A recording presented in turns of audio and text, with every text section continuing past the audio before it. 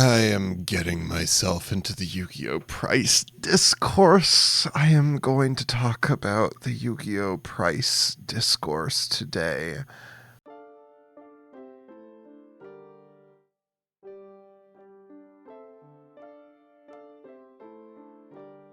Discussion of the price point playing Yu-Gi-Oh! Is as old as the game itself is, but it seems like things have been getting all the more heated recently, to the point that the Twitter discourse on the subject has become nigh insufferable. But it's also an important discussion for us to have, and the reason why the discussion has gotten so heated on Twitter is because it brings around a lot of emotions.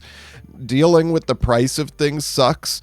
Dealing with people complaining about something that you love also sucks. Hold up, let me turn off my heat. I am freezing for the discourse. With folks like Giant Skyhawk just straight up quitting the game, and some truly flaming hot takes being tossed around Twitter, I think it's a crucial time for us to take a step back, add some perspective to the mix, and talk about the price of Yu-Gi-Oh! Is it expensive? Why is it expensive? What can be done about the price point of Yu-Gi-Oh! And a crucial piece I feel like is missing from this conversation, why it feels like the expense of the game sucks so badly. After all, as this tweet from Head to Head Battles says, it isn't expensive to play Yu-Gi-Oh! It's just expensive to play Yu-Gi-Oh! Competitively. So I'd like to invite you all to join me on a journey back all the way to my childhood to tell some stories about my experience playing and paying for the game. And along the way, we're going to have some stops where we'll talk about the hidden stories behind Yu-Gi-Oh!'s cost, why it's that way, and what that means for us as a community. So let's go. There are some places I want to take you.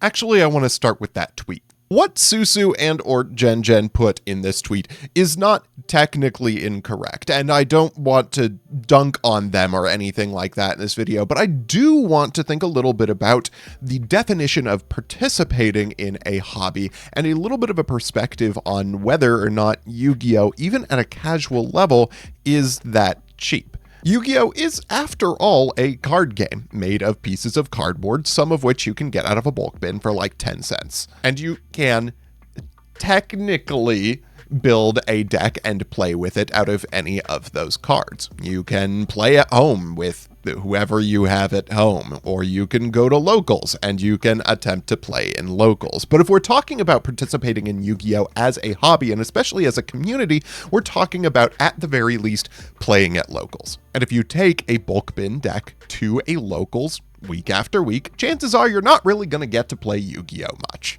That's a fact about the Yu-Gi-Oh! Trading card game, and it has been basically since the release of the Scientist FTK back in 2003. And when it comes to participating locals in a way that you're actually occasionally winning the game, in a way that you're actually playing Yu-Gi-Oh!, we do have a concept of budget decks in Yu-Gi-Oh! And the most common benchmark you have for budget decks in Yu-Gi-Oh! Is $200. When you look at the price point of individual cards, that's kind of a sensible benchmark for us to work with, too.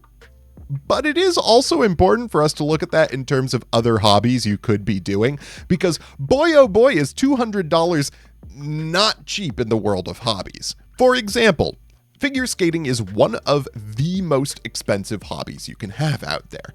And a decent pair of figure skates that gets you in the door for most of your beginner level work, which a lot of people will agree is the same as a $200 budget deck, is about $200. And the fact that your entry point for an Olympic level sport is the same as purchasing a deck that might get you X2 at locals is really something. Especially when you line that up against a more mid-level price point for a hobby like dancing. I take dance classes on the regular, and $200 would get me 2 or 3 months of dance classes, and you only need about half of those to participate in the hobby at its fullest. So it's important for us to think about when it comes to a game that's as community-centered as the Yu-Gi-Oh! Trading card game is, to think about how expensive it is to actually participate in the community, to attend the community events, and, get to play Yu-Gi-Oh! And think about that in terms of all of the other things you could be doing with your time that aren't, I would add, a children's card game. Seems like something worth talking about. Anyway, with that in mind, let's take a trip.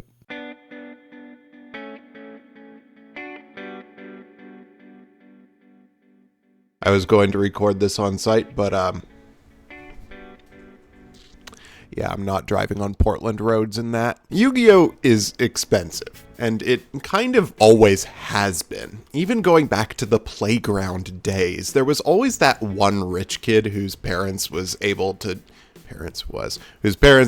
get them basically whatever card they wanted. Somehow, despite not having TCG Player and barely having eBay, they always seem to have the more expensive cards, the staples, the things that got you into the meta. But fortunately back then, they didn't know a flip summon from a... What was the analogy I was going to use for this? Fortunately back then, they didn't know a built-in special summon from a normal summon. That's not a good one. What was I going to say? Fortunately for us, usually to those kids, a read was just something their teachers made them do after lunch. So it wasn't exactly as if that gave them the biggest competitive advantage. But still, there was at least a visual clear disparity between the have and have-nots on the playground. And there wasn't really a lot of coherent strategy to go around. Oh, hello, autofocus. That is not until a release that I talk about ad nauseum on this channel. The release of the Dragon's Roar and Zombie Madness structure decks. These decks changed Playground Yu-Gi-Oh! In ways I could not possibly describe. Duelist Alliance had nothing on the way that these transformed the game for us. Suddenly, not only did we have staples at common, but we also had access to a complete and coherent strategy at the cost of $10. Structure decks back then included multiples of some of the crucial cards, so you got the entire deck right out of the box, and the zombie deck at least was analogous to a meta deck in Dead Rat in the Goat and Reaper formats. This heralded in what I would consider something of a golden era for me in Yu-Gi-Oh!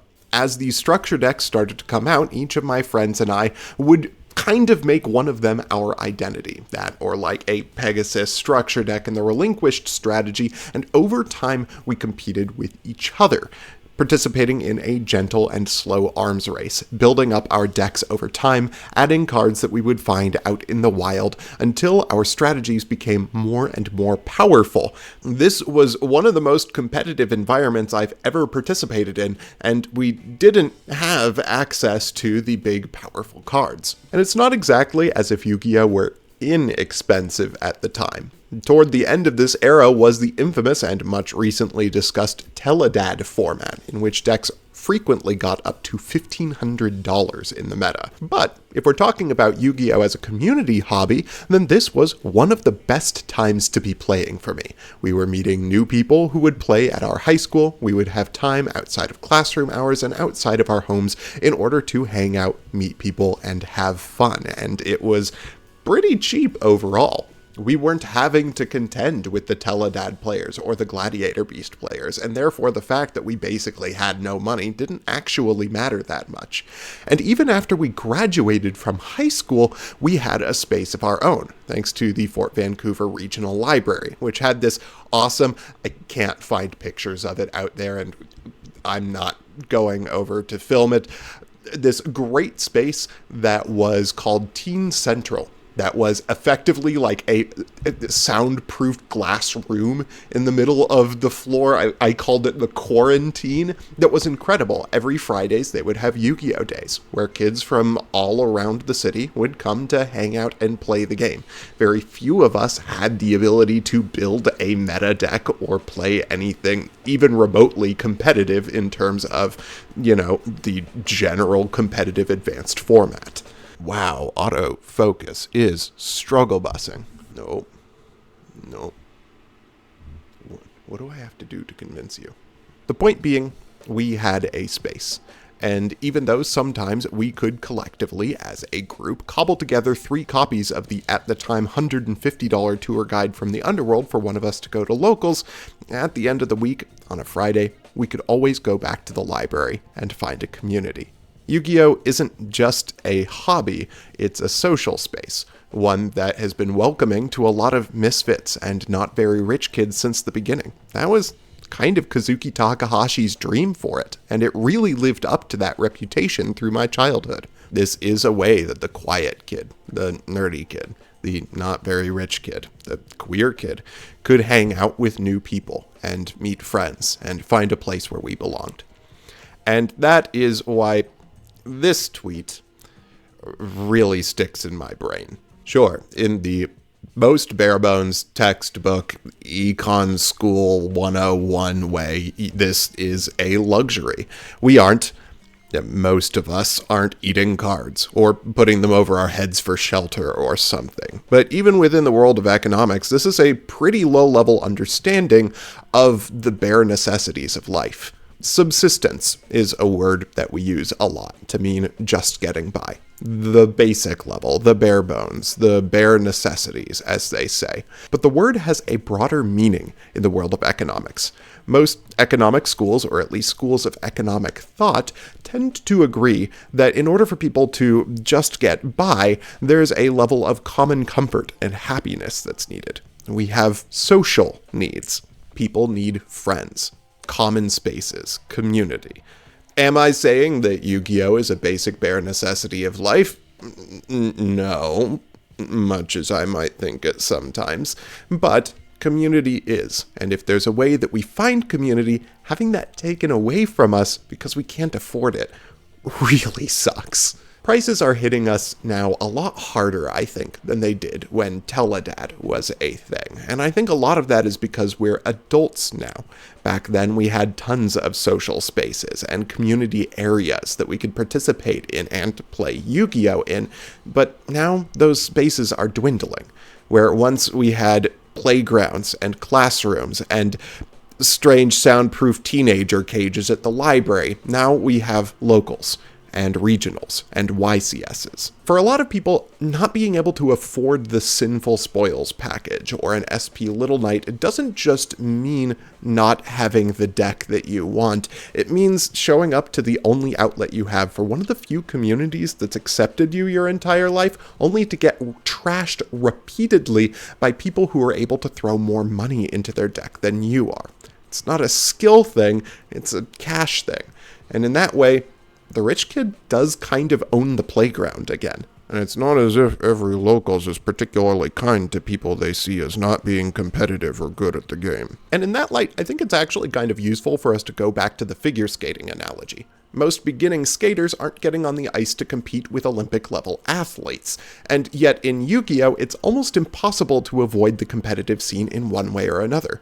Not just because you're going to be playing with competitive people at your locals and being kept out of the top tables, if not kept out of more than an X4 finish, but also because a lot of casual decks, going back to that budget point, also have to participate in some of these higher value staples and engines. It's hard to choose just not to be competitive in Yu-Gi-Oh! And still be able to participate in the hobby in person. And not for none, but competitive Yu-Gi-Oh! Is worth doing, and it is the biggest community within the game by far.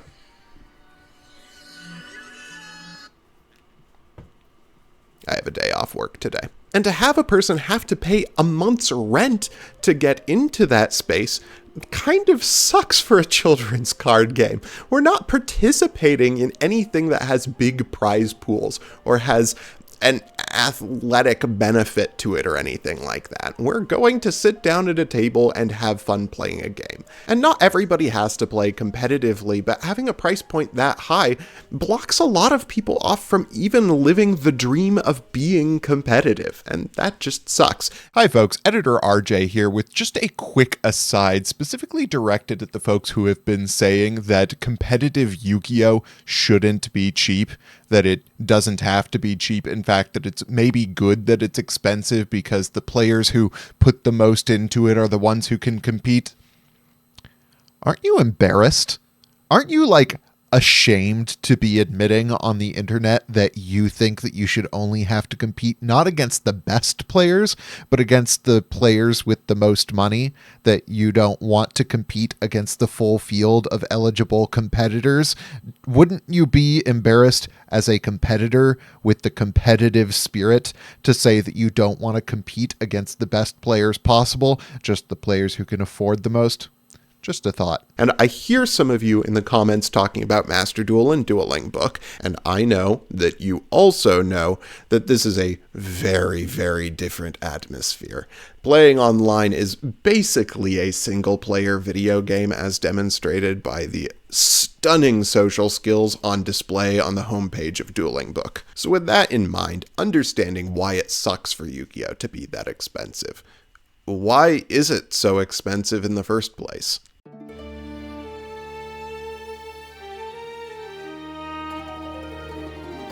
My foot is falling asleep. I gotta get up. Oh, God. Ugh. How's this? Oh, I am very far away. This is not going to work, especially because you can hear my cat eating in the background.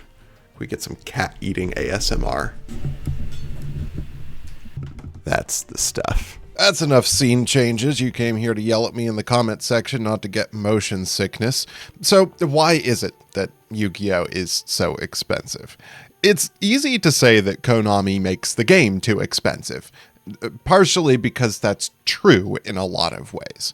For example, the rarity distribution in sets is god-awful and seems to be getting worse. Konami is aware of what cards are going to be the best cards, and they are making those higher rarity consistently. When you make the cards that are best high rarity, then the best decks are going to be high rarity and therefore expensive. It also kind of sucks for the TCG that Konami uses individual high rarity reprints and chase cards to sell otherwise garbage sets that we don't want to buy, and that we don't have the OCG model where cards come in multiple rarities, so the low rarity version is cheap and the high rarity version is expensive.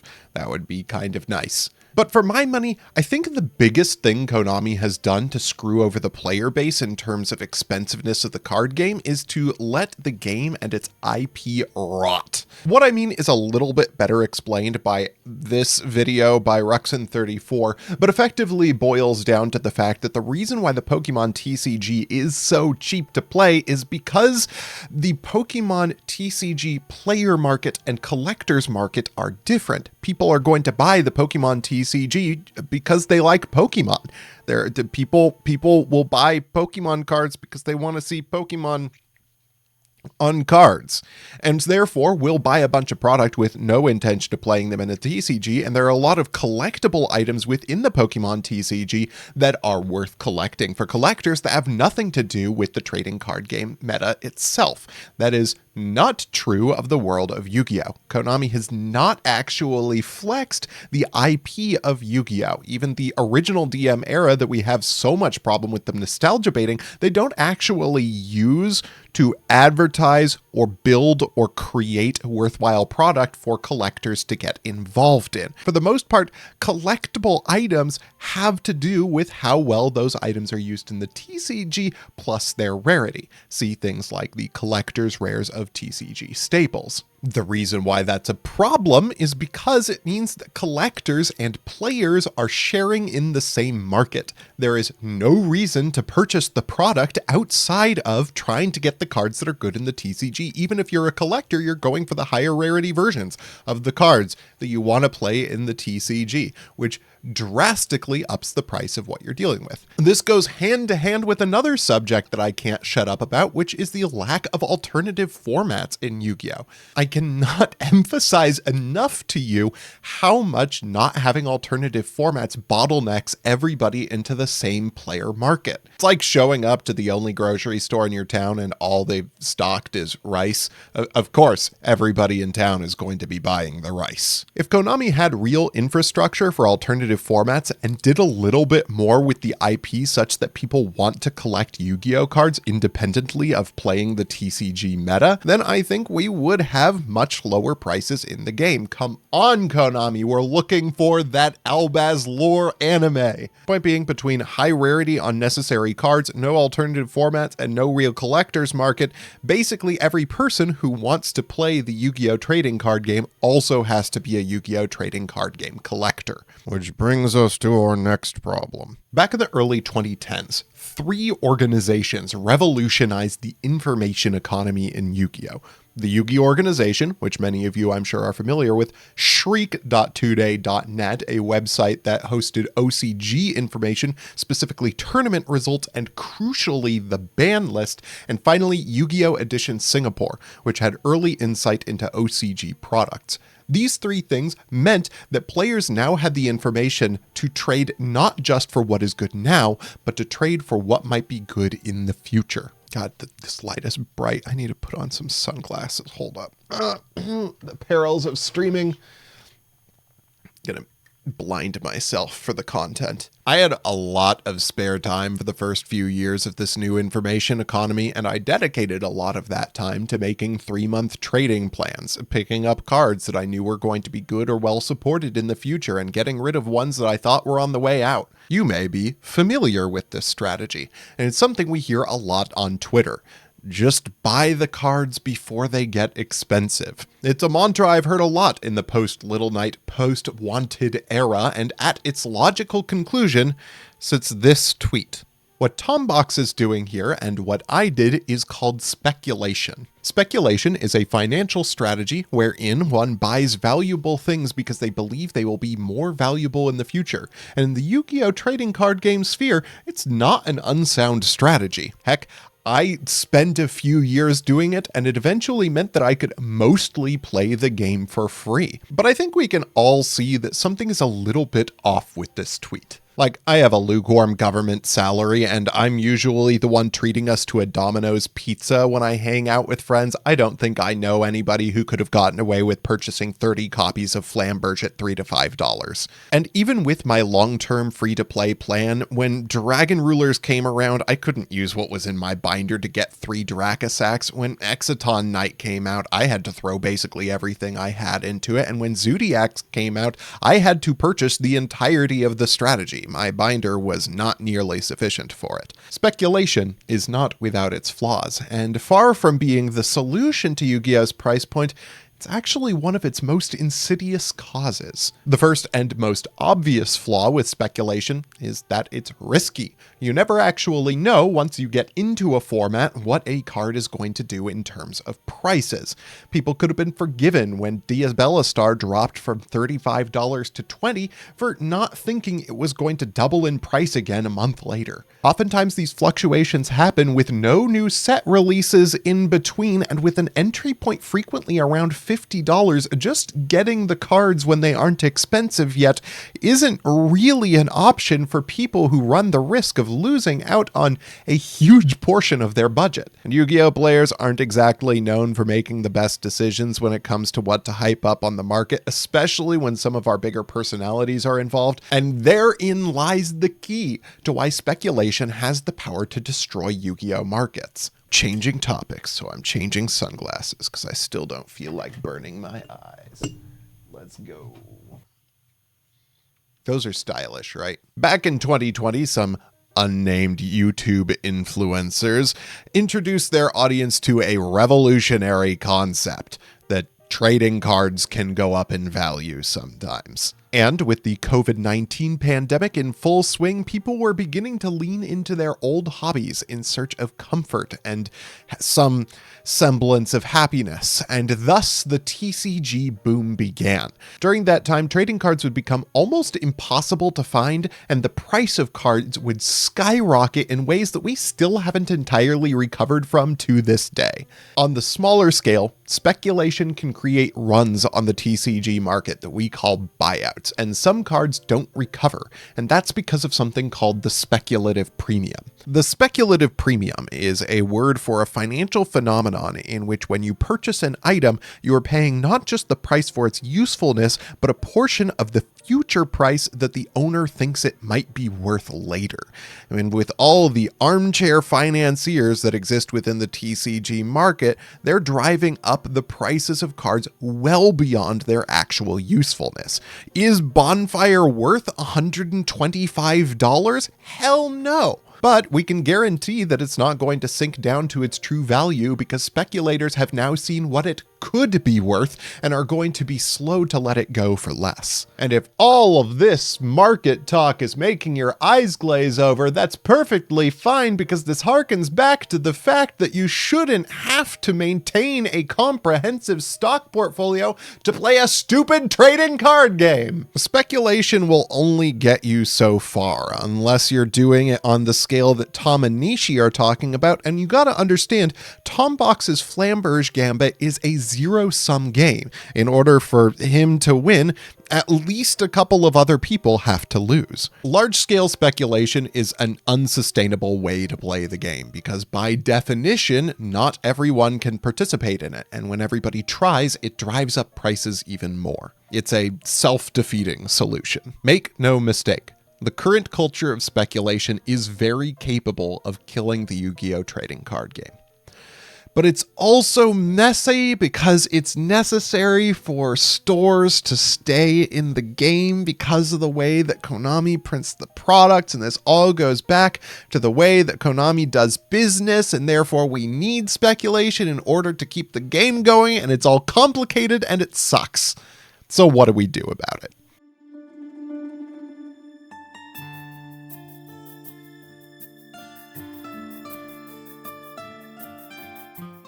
For every complaint the community has made and every time the discourse around this has ruined Twitter, Konami's handling of rarities and ratios has only gotten worse. And the very speculation that's killing the market is necessary for our OTSs to keep us in the game to survive Konami's terminal fumbling of the bag. Great. So it's hopeless then? Nah. Nope. I had a way that I filmed this ending originally, and it was not doom and gloom, but not happy in any sense of the phrase. And I've been watching a lot of videos and a lot of actually really good responses to the price situation in Yu-Gi-Oh! And so I actually want to come away from this with some positives, and I want to highlight a couple of those responses that I think have been particularly good, that I think have actually been great for the community. So I'm just going to go through some things.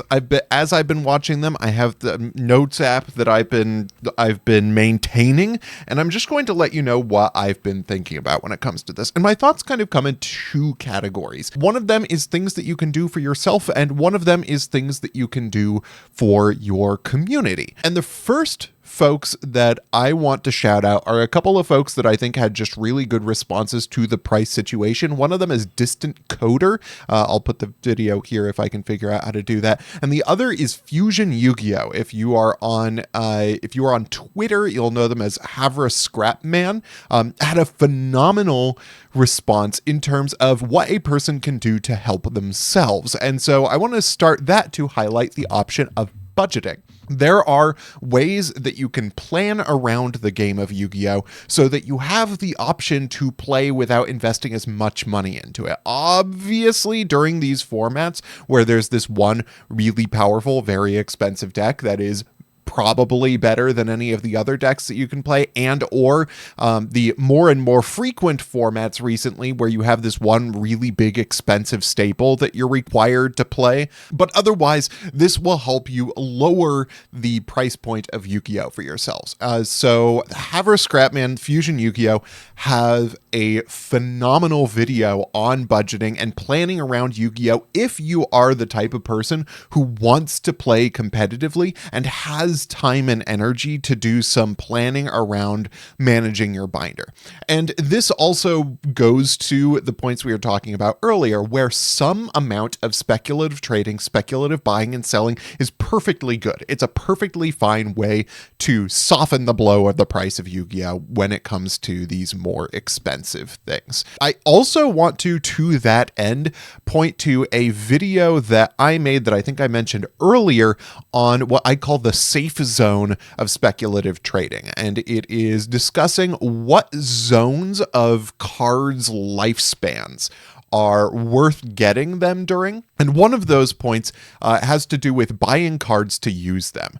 So when you are playing at the most competitive level, one of the best things that you can do is buy or trade with the anticipation of that event coming up and then get rid of it pretty much immediately afterward, if possible. This avoids fluctuations in prices as much as possible. If you have it over a long period of time, the price is much more likely to fluctuate, possibly more likely to get reprinted or banned. Just when you are going for one of those more expensive things and you want to play competitively, you want to have it in like paper for a little while before you go to the event, you want to go to this event and do as well as you can, buying and then selling basically as soon as you can, or trading off, trading in as tightly with the event as you feel comfortable doing. Now, that obviously doesn't help with the problem that we talked about when it comes to locals. The fact that locals are increasingly competitive and that participating in the competitive community more generally is important for a lot of people's Yu-Gi-Oh! Community because it is the biggest community that there is in the world of Yu-Gi-Oh!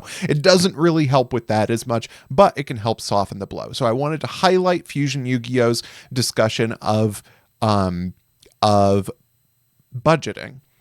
And I also wanted to highlight the discussions going on around rarity. Obviously, there are certain things that we can't really affect, but I think that the best takes that I have seen actually came from Joshua Schmidt, who talked about how reprints are actually not the best way of handling Yu-Gi-Oh's problems with prices. It's actually printing cards at multiple rarities. That's a thing I've talked about in a couple of videos, and I think I might have even talked about here with the OCG structure. So I actually want to point you all toward that video. And when it comes to actual action, when it comes to yourself and for the community, not buying into sets that aren't good is a perfectly valid response to things. When you have to get into like a Maze of Millennia or something like that in order to play the current format, there's an argument for picking your battles, and that can also help send signals to Konami. Just don't buy things that you think are poorly handled. I've gotten a little bit off the rails here. This is supposed to be the things you can do for yourself and not for the community section, but since we're talking about this now, I do want to talk a little bit about supporting your locals. Supporting locals is actually both of these things. So your OTS needs to make money in order for Yu-Gi-Oh! To survive. That's where we get our Yu-Gi-Oh! Spaces. We will get to that in a minute a little bit more, but if and when you can buy singles from your locals without it being like a significant price difference, remembering that you're going to have to pay like shipping and tax when you buy online anyway. So even a little bit of a price premium is fine. It also helps support your locals through those times where some of the sets that they're going to have to purchase and sell are not going to sell out. But again, more on that later. What I want to highlight in the For You section is attending locals in general is important. It helps you stick within the community, even if you're not doing very well, even if you're priced out of the competitive meta, just going to locals is really important. If it's a really competitive, high-priced meta, there are probably going to be a lot of people dropping and playing casual games anyway. And this is a point brought up by Fusion Yu-Gi-Oh! You will get product for entering into locals that you can add to your trade binder and continue using. So you are getting the most out of your cards by participating in locals, but also getting new cards to bring into your collection to trade, to sell, however it is that you get your cards and move them. I think that's great. That's like if you were purchasing dance classes and every dance class you got a $5 voucher toward dance shoes. That's phenomenal. So locals is just a great deal to participate in, even if you're not going to do that well. To that end, I also want to highlight a video by MBT, which if you're watching this, you've probably already seen it. But if you haven't seen it already, the what you can buy for the price of a single bonfire video actually gives a lot of decks that can be very fun and get you in the door when it comes to locals. I know I talked about that $200 price point, and that is still kind of true here, because in order to play pretty much any deck to its fullest right now, you need an SP Little Knight. But as far as getting the deck core, there are a phenomenal number of budget deck cores out there that can hang in the current meta. You're just never going to have access to the top tables these days, and that's just a truth about the current Fire meta. So in the meantime, while you're attending locals, while you're doing your practice online and things like that, and haven't gotten that core that you want to take to go competitively, there are plenty of options to do that. And I think it's worth exploring. I'm going to be doing a few of those myself because I can't afford an SP Little Knight or a Fire package. Hold up. Consulting the Notes app. All right, let's talk about more community things. One of the things I already talked about was not buying into bad sets, both for your own, financial health and for sending a signal to Konami while still supporting your local OTS by buying and selling singles through them. I also want to talk about purchasing culture. There is a culture in Yu-Gi-Oh! Of hustling around money, that speculative culture. And I think that some of that is important as far as maintaining your binder for future play goes, but a lot of it just goes way too far. I don't think we should ever have a culture of playing Yu-Gi-Oh! Like the stock markets. And so watching when you're using that kind of language, paying attention to who you're talking to and who you're giving your time and attention to when it comes to market watching and that kind of culture is also really important. Curbing that hustle culture of we all have to be going positive on all the money we put into the game just is going to create those big price bumps, and especially not participating in big buyouts or hype or anything like that. Being level-headed when it comes to the markets helps you and also helps the community by not creating that huge speculative premium that we're having to deal with when it comes to things like Bonfire. I think one person who's actually good about that, despite all the criticism that he gets, is John Moore. I think his market watches are really grounded in terms of when things are getting bought out and it's just not actually worth your while. He's also pretty good when it comes to planning around lower budget speculative trading. He calls them penny stocks. I think he's worth watching. And while there are criticisms for any kind of market watch culture, I think as a whole, market watch culture is bad for the game and it is not going to help us in the long run. I think in the short run, in the culture in which we exist right now, some of that is okay. And so not participating in the stock market culture of things, not participating in creating that speculative premium by always trying to go up in dollar from your Yu-Gi-Oh playing, trying to build up that stock portfolio, participating in buyouts, participating in hypes is just important. You just don't do that if you can get away with it. I understand that that's how some people pay their rent, but if you don't have to do it, don't. Ooh, big one.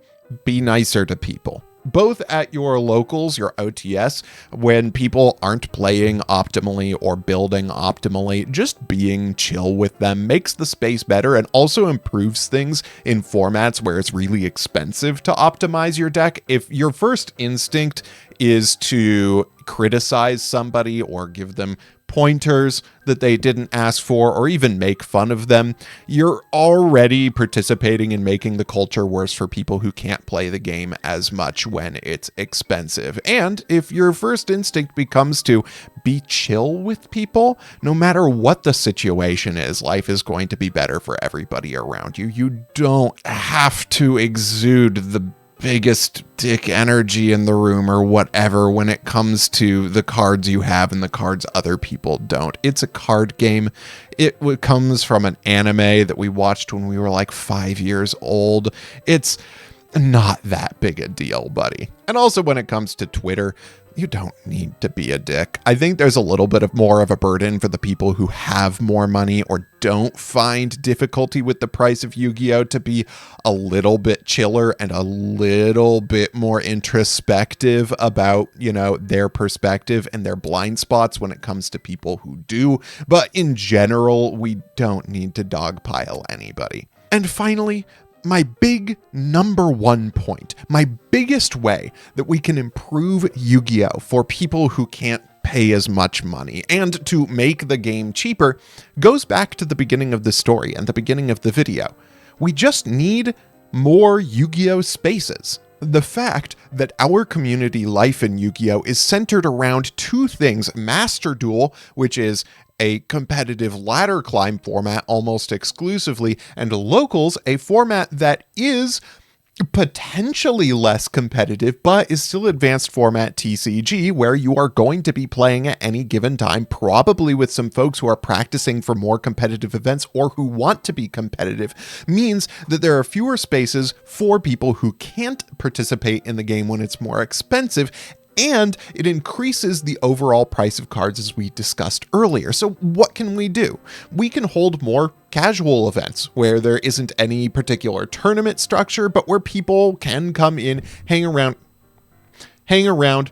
socialize, participate in Yu-Gi-Oh! You can do more off-format events or alt-format events. For instance, Time Wizard. This is actually something I want to give Konami credit for. They've been doing a great job with the Ultimate Time Wizard events, playing around with and being creative around creating alternative Yu-Gi-Oh! Formats. The Ultimate Time Wizard events not only have phenomenal prizing, but allow you to play competitively, like seriously competitively, in Konami-sanctioned events where your decks don't cost the amount of a used car. In fact, in Edison, cards pretty much cap out at $50 for the most expensive. So support for Time Wizard formats, especially through the Ultimate Time Wizard events, is phenomenal, and I think we can stand to do that more at a local level as well to cultivate a competitive community around alternative formats. And we have to remember, Konami has sanctioned a ton of alternate formats, and OTS can use these things to be creative. Like, Heart of the Underdog is a format where Konami has basically given OTS's carte blanche to just totally rewrite the meta and eliminate particular cards from contention. If you want to, you could create a Heart of the Underdog format that incentivizes people to go back further in their collection, back further in time, sometimes maybe even to dip into those sets that didn't sell as well to make new decks and play around with things that are less current meta expensive, things that may have had more reprints. There's also Common Charity. Common Charity is an event that is sanctioned by Konami that you could do, but there are even more things than that. If you don't want to hold all Konami sanctioned events, you can do other things, and I encourage you to get creative about the types of spaces that you use. And even if you don't own a shop, you can set up spaces in community places, like even libraries sometimes have fairly large rooms, as we talked about before, that you could rent out. We need to think as a community about how to create more in-person Yu-Gi-Oh! Spaces, because that's what we want at the end of the day: more opportunities to play Yu-Gi-Oh!, more places where beginners can get involved, more different ways that we can play and take the market away from this one singular center, which is the current advanced format TCG, where all the cards you need to play are secret rares. And at the end of the day, that's what really sucks about this price point problem, is we have this amazing competitive community for this amazing game, and not everybody who could contribute well to it can, because they're forced to either take out a second job in cardboard stocks, skip dinner for a night, or walk away from a home away from home. Anyway, I appreciate all of y'all going down this road with me. If you have any other responses you want to highlight, folks who you think had really good things to say, please let me know in the comment section below. It would also do me a huge favor if you'd hit that thumbs up button. I don't do this often, but apparently even people who are subscribed and avid fans of things like I Challenge You haven't been getting my videos on their feed, so I'm doing the begging thing. So it would do me a huge favor if you'd hit that thumbs up button. It would do you a huge favor to subscribe and ring the notification bell, because I have a lot of fun things coming up and you won't want to miss them. It's been fun hanging out with y'all. Go forward in humble confidence, and I hope you have a wonderful day.